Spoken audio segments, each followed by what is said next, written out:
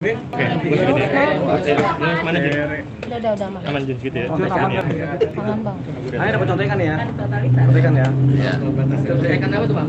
Namanya juga contekan, jangan kita Tapi kayaknya duduk deh, lu tinggi soalnya. Udah belum? Ini kita masalah merah dulu ya. Maju dikit bang. Oke bang, hari ini apa bang? Hari ini Ya keras bang. salam merah putih dari pengacara merah putih.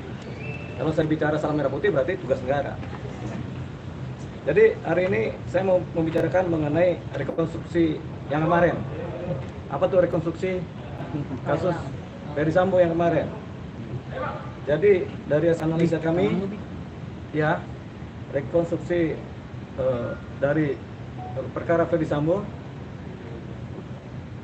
sebenarnya berjalan baik, tapi kemudian menjadi cacat karena ada keadilan masyarakat, rasa keadilan masyarakat yang dilanggar.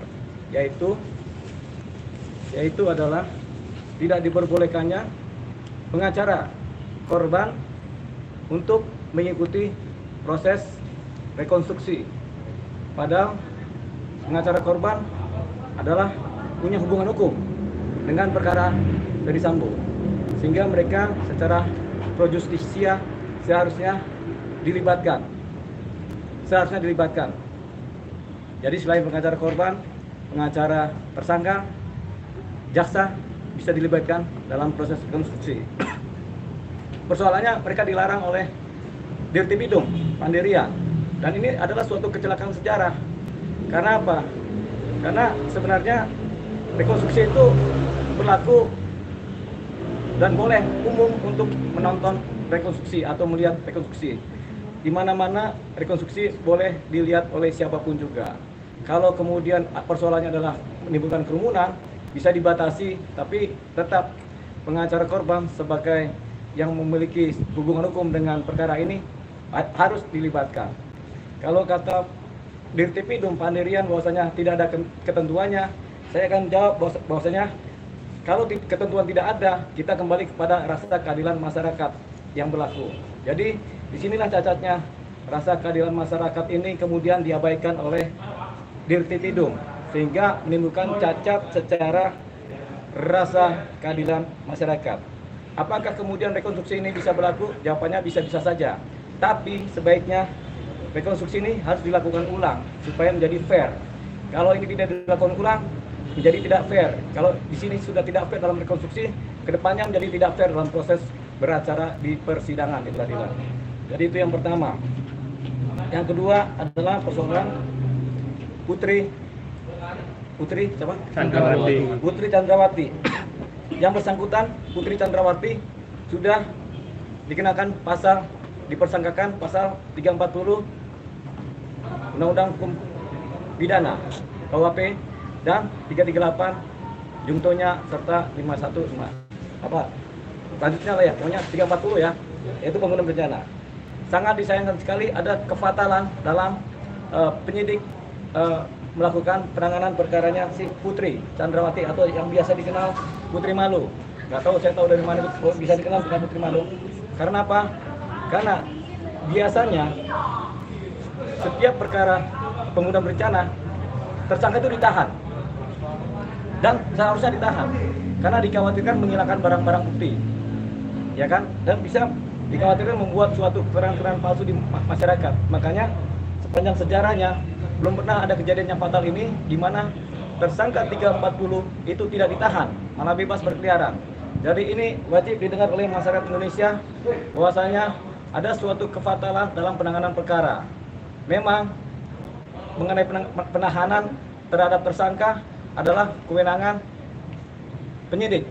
Namun demikian, penyidik tidak boleh juga menjadi otoriter terhadap persoalan penanganan tersangka 340 yang tidak ditahan.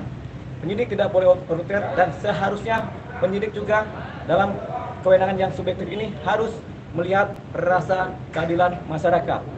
Kemarin dan hari ini kita mendengar masyarakat berbondong-bondong mengecam perilaku dari penyidik yang tidak menahan saudara Putri, siapa tadi? Putri Malu.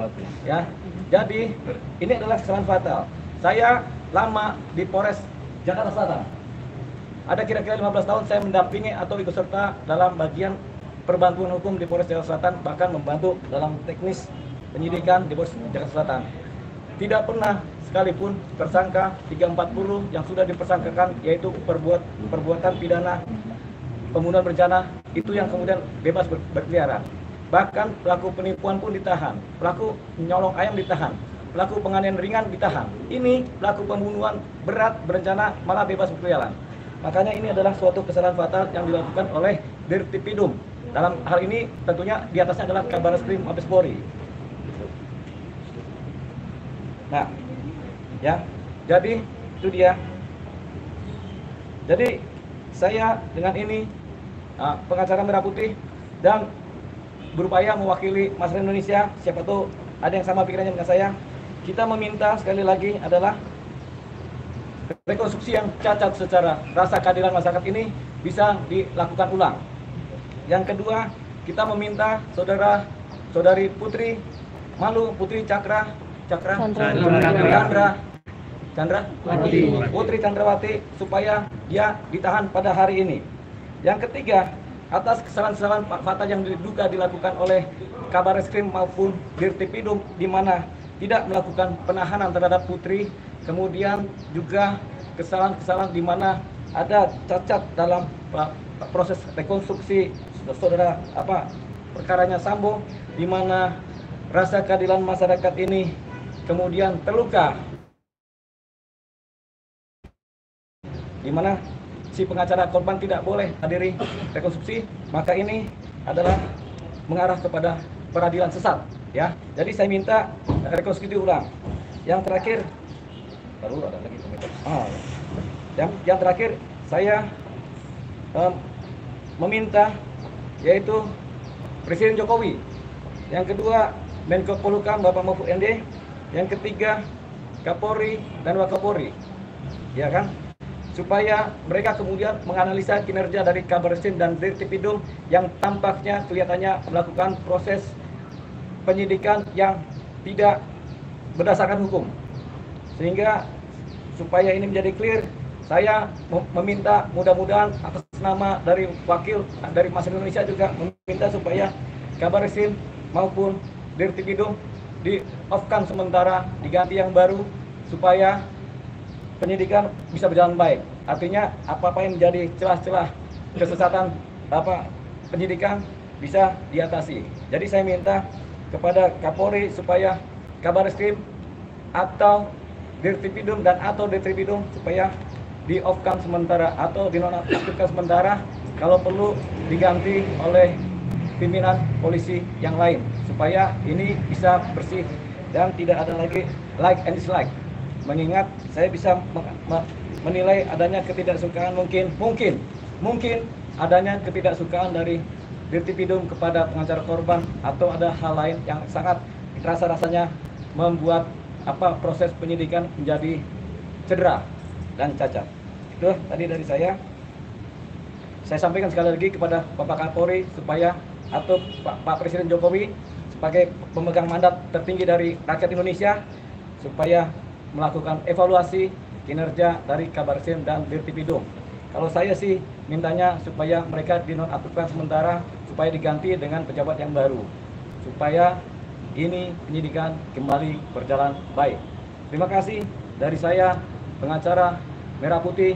Mudah-mudahan saya juga mewakili rasa dan perasaan masyarakat Indonesia mengenai rasa keadilan.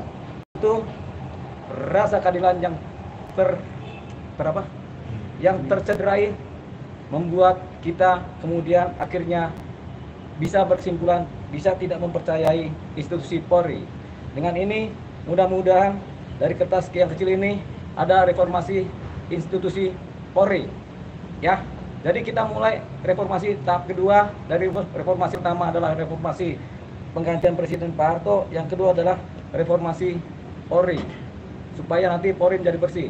Kalau kepolisian negara Republik Indonesia bersih, tentunya instansi lain dan penegak hukum lain dan juga instansi kedinasan lain akan juga menjadi bersih. Demikian dari saya.